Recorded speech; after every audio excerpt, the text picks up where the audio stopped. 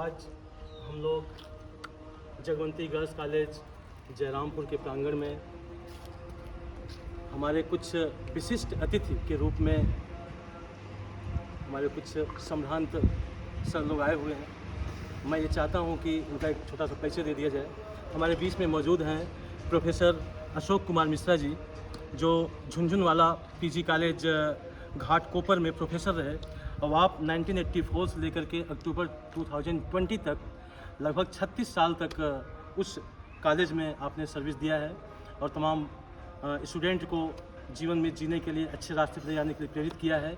आज हमारे बीच में मौजूद हैं और हम आपका हार्दिक स्वागत अभिनंदन करते हैं। और साथ ही हमारे बीच में बैठे हुए हैं मिस्टर अवध नारायण पटेल जी, जो आप MSc B.Ed और साथ में रिटायर्ड टीचर हैं केंद्रीय विद्यालय मुंबई से और बड़े ही शुभचिंतक हमारे विद्यालय परिवार से हैं। इसके पहले भी हमारे यहाँ आए हुए हैं आप। और इसके साथ ही हमारे बीच में मौजूद हैं मिस्टर शिवराज यादव जी, जो इस विद्यालय के संस्थापक प्रबंधक स्वर्गीय श्री बच्चन यादव जी ने इनको पढ़ाया है। उनके मन में बड़ी भावनाएं हैं। आप विद्यार्थी के रूप में उनके साथ 5 साल तक प्राइमरी लेवल पे आपने पढ़ा है और बड़े ही सम्मान के साथ, बड़े ही गौरवपूर्ण तरीके से उस व्यक्तित्व को सम्मान देते हैं। हमारे बीच में मौजूद हैं। इसके साथ ही हमारे बीच में मौजूद हैं एडवोकेट राजेश दुबे जी, जो मरियाऊँ तहसील में एक सम्मानित एडवोकेट हैं, हमारे बीच में मौजूद हैं। आप सबके मन में कुछ स्मृतियां हैं, कुछ यादें हैं जो इस विद्यालय के प्रति और ख़ास करके इस विद्यालय के संस्थापक प्रबंधक स्वर्गीय श्री बच्चन यादव जी के प्रति बड़ी ही अच्छी भावनाएं हैं। उन बातों को कुछ व्यक्त करना चाहते हैं। मैं चाहता हूं सर्वप्रथम हमारे बीच में बैठे हुए श्री अवध नारायण पटेल जी से कुछ शब्द, 2 शब्द ज़रूर हम आपसे सुनना चाहेंगे। इसके बाद मैं चाहूँगा कि मिश्रा जी, जो हमारे बीच में विशिष्ट अतिथि के रूप में मौजूद हैं, मुख्य अतिथि के रूप में मौजूद हैं, आपको दिया जाए।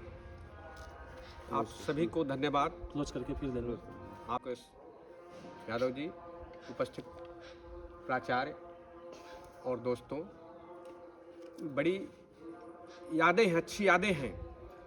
50 साल से मैं सुनते आ रहा हूँ कि श्री बच्चन यादव जी, बच्चन मुंशी जी पढ़ा रहे हैं, लेकिन मुझे 40 साल के बाद याद आया कि वही हमारे गुरुजी हैं।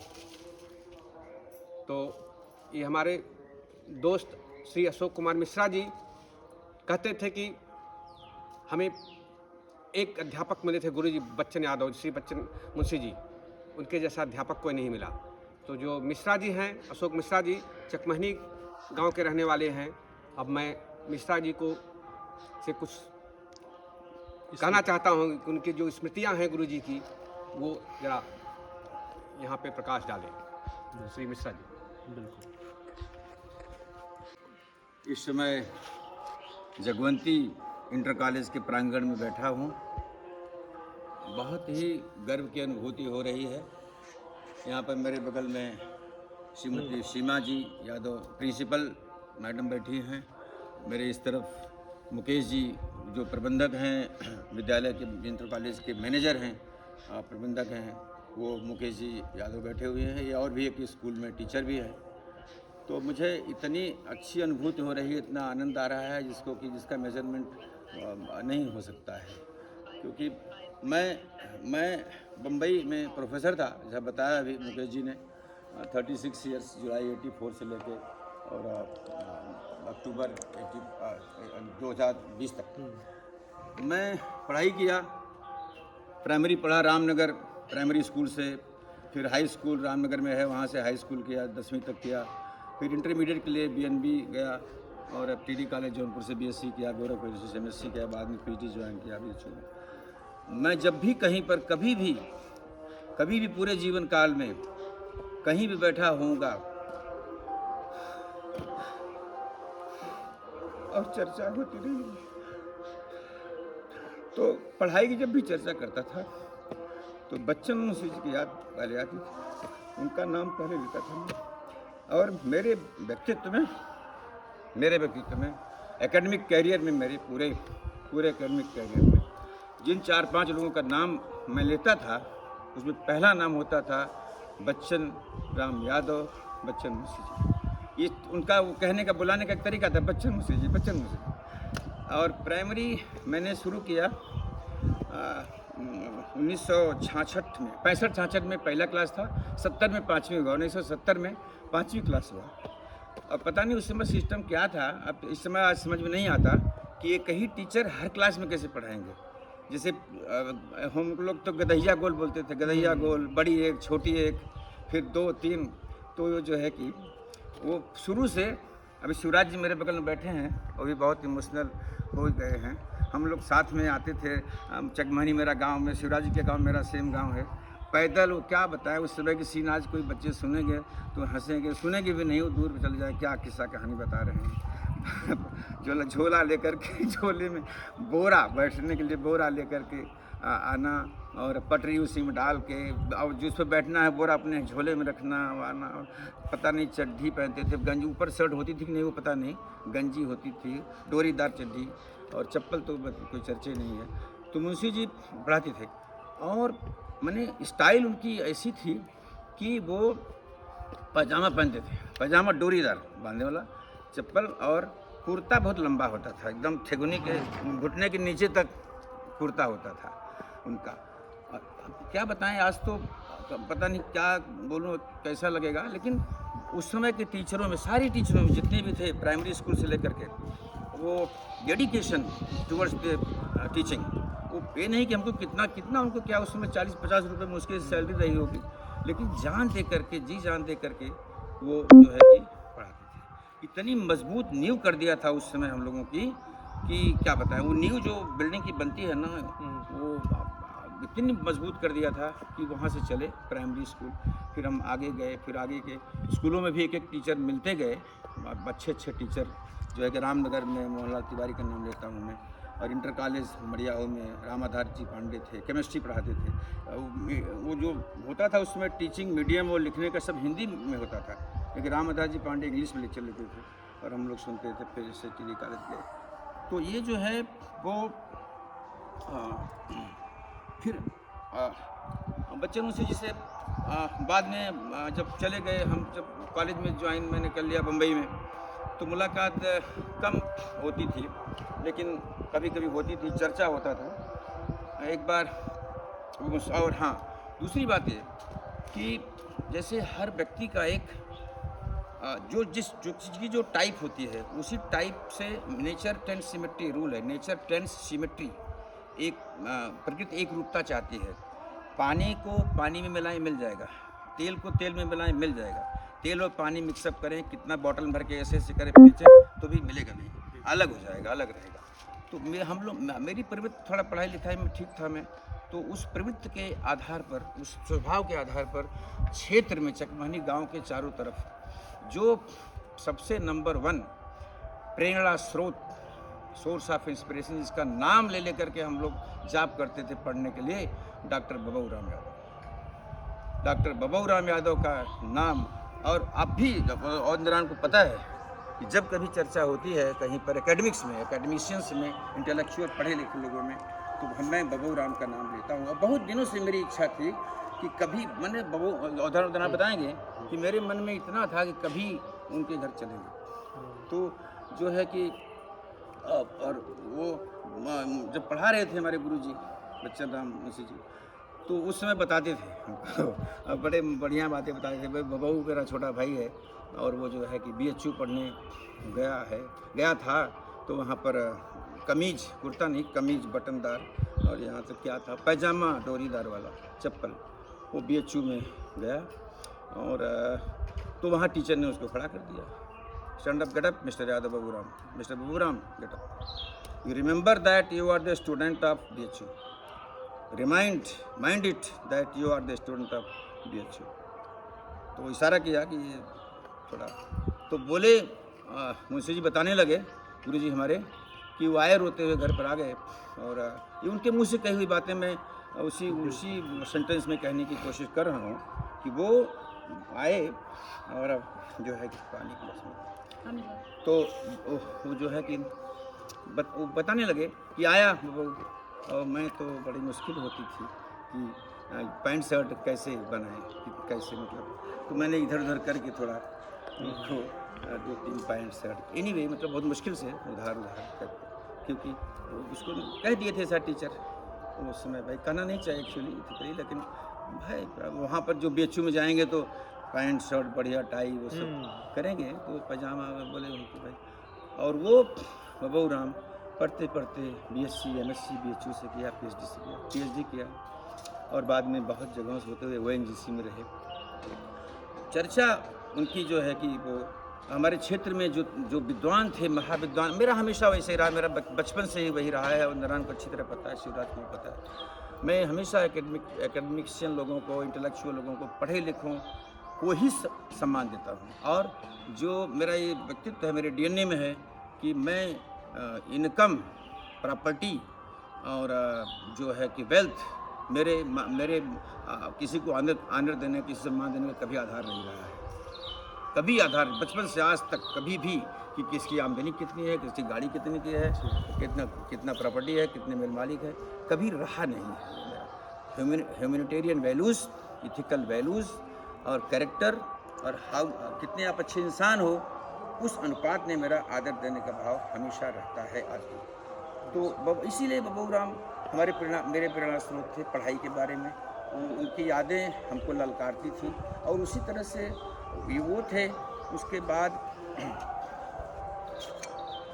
बाद पास करना डॉक्टर बबू राम यादव मेरे प्रेरणा स्रोत थे पढ़ाई में। जब भी कभी डिस्करेजमेंट होता था तो उनको याद करता था मैं। और नॉट ओनली ही बट क्षेत्र में जितने भी, जैसे एक रामनगर में डॉक्टर रहमतुल्लाह थे जो पिताजी के क्लास फेलो थे, बहुत बड़े विद्वान थे हिंदी के, सिविली कॉलेज आजमगढ़ में प्रोफेसर थे। बासापुर में जो थे स्वामीनाथ दुबे जी थे, MSc उस समय किए थे। रामनगर में डॉक्टर अखिलेश मिश्रा उस समय गोरखपुर यूनिवर्सिटी से PhD किए थे जूलॉजी में। तो ये 2-4 नाम जो थे क्षेत्र के पूरे, तो वो हमको इनकरेज करते थे, मुझे इनकरेज करते थे, मार्गदर्शन करते थे और एक ललकार देते थे। तो ये सब इस तरह चलता था मेरा। मैं बहुत ही अंदर हृदय से बहुत ही खुश हूँ। और इसका ज़्यादा श्रेय अवध नारायण जी को जाता है, जिन्होंने सब व्यवस्था मैनेज किया। और एक बार मड़ियाहों में एक संस्मरण और याद आ रहा है। मड़ियाहों में गुरुजी मिल गए, बच्चन गुरुजी मिल गए, तो बोले अशोक तू बम्बई रहा था तो ठीक बा, हम एक चिट्ठी देवे बबू की दे दिया, बबू राम के। तो वहीं कहीं पर हम बैठे मड़ियाहों में और वहीं लिखे वो चिट्ठी को लिखे। उस समय फ़ोन तो कान कोई नामो निशान नहीं था, ये मामला 30 वर्ष पहले का होगा। तो वो मुझे बहुत खुशी इस बात की हुई कि इसी चिट्ठी के बहाने मैं इतने बड़े विद्वान आदमी से मिलूँगा, और that would be the first meeting. उसके पहले मिला नहीं था कभी उनसे, और उनसे कभी बबू राम जी से मिला नहीं था मैं, लेकिन मुझे यही बहुत खुशी हुई। उस समय मेरी एज 30, 32, 34 रही होगी। तो चिट्ठी लिया, वो कहा कि पता लिख दिया उन्होंने बांद्रा का, उसमें बांद्रा में कुछ समय थे, तो पता लिखा। और मैं बड़े कॉलेज में मैं था, शुरू के 2-4 साल थे, तो उसमें गया बांद्रा में, उनके घर में गया था मैं।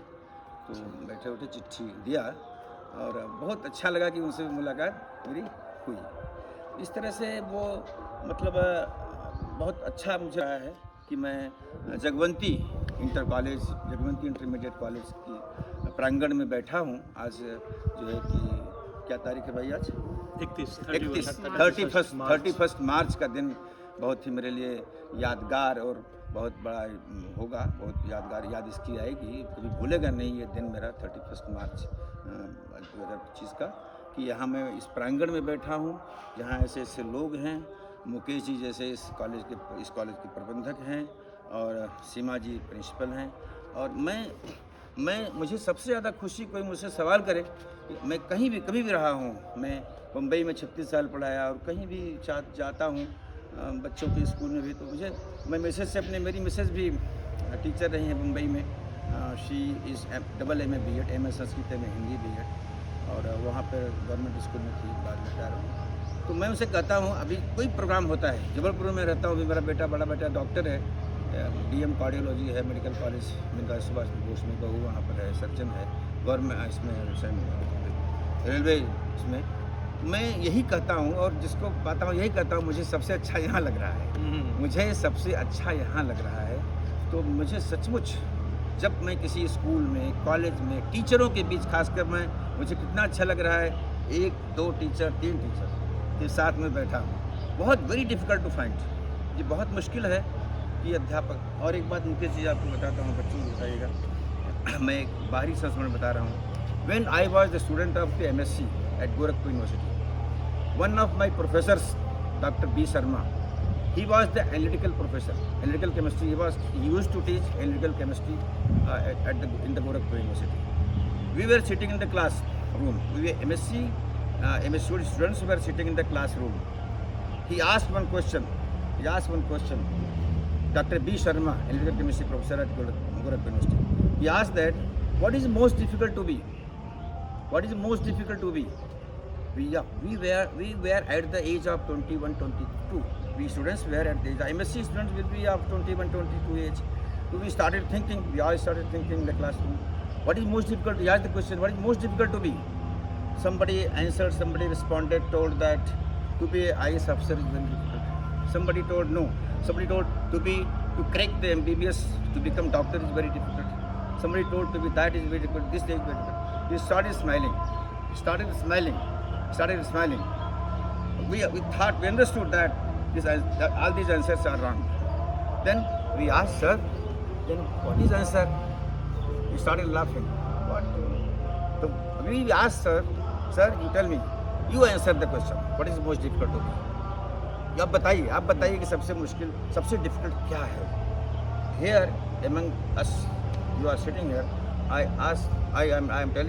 am suggesting, Mukesh ji, that this sentence you keep in mind and you convey this sentence to the students, like all this.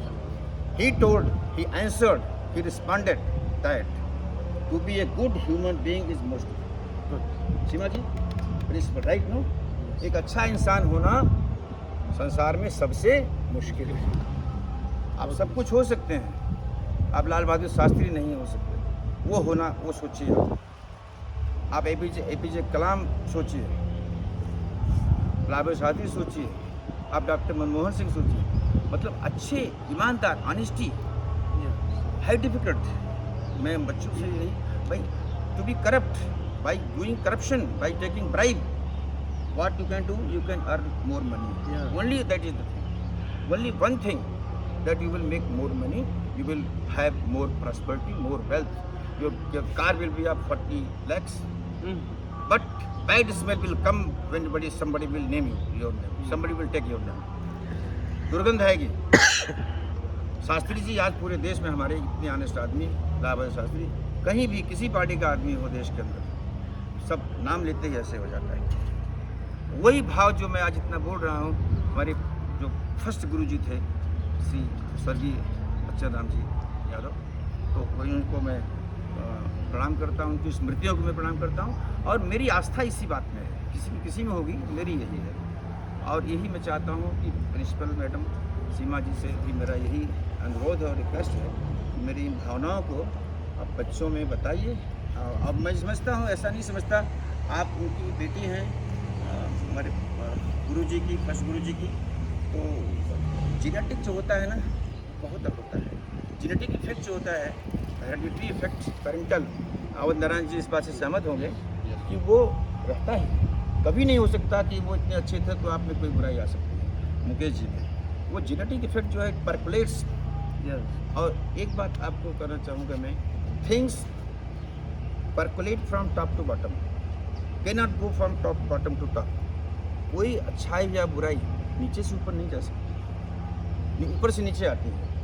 एक प्रिंसिपल अगर सही है, ऑनेस्ट है, ईमानदार है, अपने काम के प्रति डेडिकेशन है सबको, तो नीचे वाले गलत नहीं हो सकते, है ना? नियम है। अगर ऊपर वाला गड़बड़ है, टीएम गड़बड़ है, दरोगा गड़बड़ है, तो फिर नीचे सब कुछ वो ठीक कर ही नहीं सकता।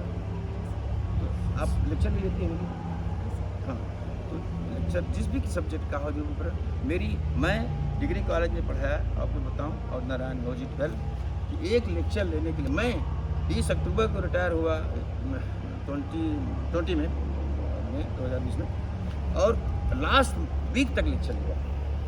एक लेक्चर के लिए हम लास्ट ईयर तक भी 4-5 घंटे पढ़ते थे, और नोट्स बना के इस साल जो नोट्स बनी है अगले साल उसको रिवाइज करके उससे और बेटर चला जाएगा। और यही आप ध्यान दीजिए, आपसे मेरा यही कहना है कि टीचर्स को इस बात की एकेडमिक बनाइए, not only by name teacher, academics मतलब कि भैया आप ये मेरी बात बनाइए और भी कॉलेज फ्लोरिश करेगा, नाम बढ़ेगा, लाइट आएगी, ग्लो होगा, चमक आएगी।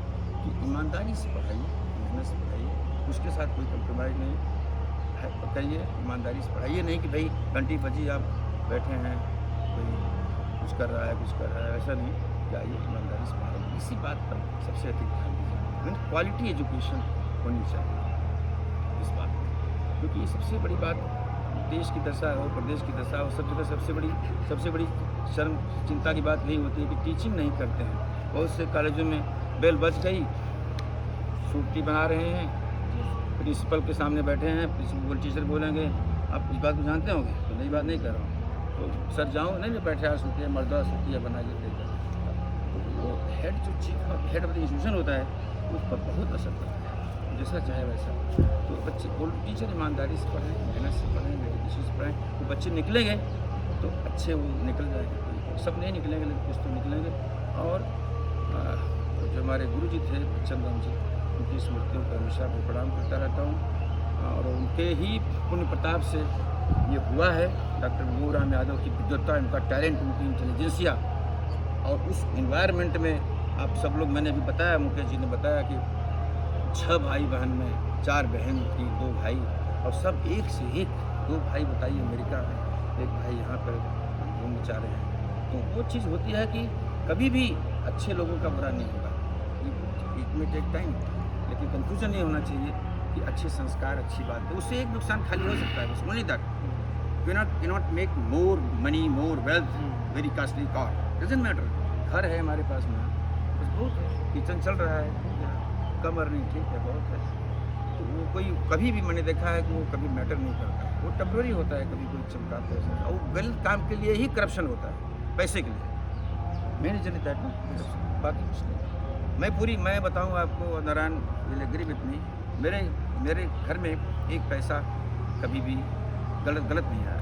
एक पेन अगर बच्चे की आ गई गलती से, तो रात भर कैसे कल उसको वापस करें, मैंने भी सिखाया, साइन करते आ गई, अरे एक पेन रखे, और भाई लैब में आए अगले दिन, किसकी पेन थी बाबा ले जा।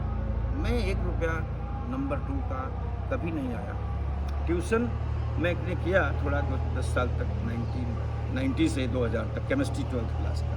ट्यूशन में जाने के पहले एक दिन गया फर्स्ट टाइम, तो मैं बोलता था उनको, भाई 4 बातें ध्यान रखो। पहली चीज़, मैं ट्यूशन पढ़ाऊँगा, इट डजंट मीन कि तुम्हारा 75-80% आ जाएगा। और गार्जियन को तुम मेहनत करोगे जितना वो आएगा, और मैं तुम पूछोगे 1 बार 2 बार 3 बार 4 बार बताऊँगा, लेकिन मेहनत करके लिखना तुम्हारा काम होगा, मैं उसमें नहीं करूँगा। और अगर बच्चा मेरे कॉलेज का है तो कहता था, भाई तुम कभी मत सोचना कि तुम्हारे प्रैक्टिकल के मार्क्स बढ़ जाते थे, लेकिन तुम दिमाग में मत रखना। और मैं अगली चौथी बात, अगर मैं 2-4 दिन आया, मेरी पढ़ाने की स्टाइल तुमको समझ में नहीं आई, तो बोल दो ना, मैं रुक जाऊंगा, और 4 दिन का एक पैसा नहीं होगा। तो बच्चे मेरे निकल गए, पढ़ाई लिखाई, हम लोग, हमारी पूरी पढ़ाई लिखाई है, बच्चे निकल गए, उनको बहुत तसल्ली है, बहुत खुशी है। और यही बात जो मैंने प्रिंसिपल मैडम से कहा, वजह से उसे ध्यान रखेंगे, और फिर कभी सहयोग बनेगा तो आऊँगा, मुलाकात होगी। और फिर अंत में मैं सबको बहुत धन्यवाद देता हूँ, और नारायण जी को खास करके, इन्होंने व्यवस्था मैनेज की, और मुकेश जी जो हैं यादव, ये इन्होंने जो ये सब का सम्मान दिया मुझे, और अवसर दिया है मुझे बोलने का। टीचरों की आदत बोलती होती, रिटायर हो गया हूँ तो जहाँ समय मिलता है छोड़ता नहीं, बोल जाता। अब मैडम सीमा जी हैं, इन्होंने सब लोगों ने मुझे समय दिया बोलने के लिए। कोई असल में श्रोता भी नहीं मिलते, अब सुनने वाला भी कोई, आप लोगों ने सुना। शिवराज जी जो है मेरे बहुत पुराने बचपन के मित्र हैं, हम बचपन में कबड्डी साथ में खेलते थे, एक कोने में ये दोनों हम खड़े होते थे खेलने के लिए। एडवोकेट राजेश जी हैं मेरे रिलेशन में, सबका बहुत बहुत धन्यवाद, और गुरु जी को स्मृतियों को फिर से एक बार। सर और टीचर सर जो केंद्रीय विद्यालय में टीचर रह चुके, बाबूजी के स्टूडेंट, आप सभी बाबूजी के इस विद्यालय को सुसज्जित करने वाले, इसकी नींव डालने वाले मेरे पूजनीय बाबूजी के आप सभी स्टूडेंट रहे।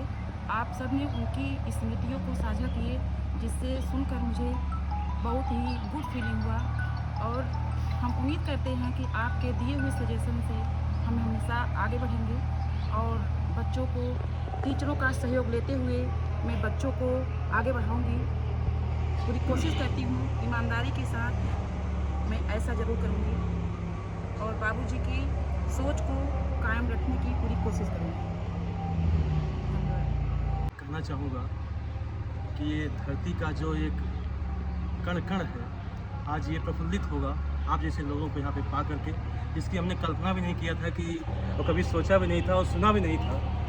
ऐसी विभूतियाँ हमारे बीच में मौजूद हैं जो ज़िंदगी भर 36 ईयर एक हायर लेवल पर एजुकेशन आप दिए हों, समाज में शिक्षा की अलग जगह हों, वह व्यक्तित्व और साथ में उनके साथ जुड़े हुए आप जब विद्यालय में पहुँचे हैं सर, जिनको हमारे पिताजी ने पढ़ाया, उनकी आंखों में जो अश्रुपूरित एक जो सम्मान था पिताजी की फ़ोटो को देख करके आप सभी लोगों के, मैं तो वो आह्लादित हो गया। और अपने पिताजी पे नाच कौन नहीं करता है, गौरव कौन नहीं करता है। वो गौरव शायद हमारा बहुत ही आसमान पे पहुंच गया कि हम ऐसे पिताजी के पुत्र हैं कि जिनका इतना सम्मान समाज करता है। आप जैसे महान विभूत के लोग सम्मान करते हैं। और साथ ही जैसा सर ने अभी बताया अपने हमारे पूजनीय चाचा जी डॉक्टर बी.आर. यादव जी के बारे में कि ये पूरा समाज प्रेरित होता है। जैसा आपने कहा, मैं सुनता भी रहा, अब आप जैसे लोगों के मुंह से सुन करके पूरा समाज प्रेरित हुआ। हम तो आह्लादित हो जाते हैं सुन करके। इस समय के सम्मानित प्रबंधक आप हैं, आपके दिए गए डायरेक्शन पर हम लोग चलते हैं। जो कि आप यहाँ पे नहीं हैं, उस काम की जिम्मेदारी हम संभालते हैं, लोग हमको उस रूप में देख लेते हैं, लेकिन हम आपके दिए गए आदेशों का यहाँ पे हम पालन करते हैं। अभिभूत हैं आप सभी को पा करके। अब आप लोगों के दिए गए सजेशन को हम डायरी पे लिखेंगे, बच्चों के बीच में मैसेज करेंगे, यूट्यूब पे इसको शेयर करेंगे। जो भी तरीका होगा इसको शेयर करने का, अधिकतम लोगों तक पहुंचाने का, और केवल मैसेज नहीं करने का, उसको इम्प्लीमेंट कराने का हम पूरी कोशिश करेंगे। और साथ ही आपको हम ज़रूर आमंत्रित करना चाहेंगे कि हमारे पूरे बच्चे इस ग्राउंड में मौजूद हों, हज़ारों बच्चे मौजूद हों, उस बीच में आपको उद्बोधन हो और वह बच्चे डायरेक्ट आपके मुंह से आपकी बातों को सुन पाएँ। इसलिए मैं आपको अभी आग्रह करूंगा इस बात को लेकर के, और हमको उम्मीद है कि आप इतने दरियादिल इंसान हैं कि आप हमारे आग्रह को जरूर स्वीकार करेंगे। यह ग्राउंड एक दिन जरूर आपके उपस्थिति काल से गुंजायमान होगा, हम इस उम्मीद के साथ। अब आप सबको हृदय से, हमारे पास कोई शब्द नहीं है, आपके चरण रज को मैं अपने मस्तक लगाते हुए मैं आपका सम्मान करता हूँ और हार्दिक बनेगा, फिर बनेगा।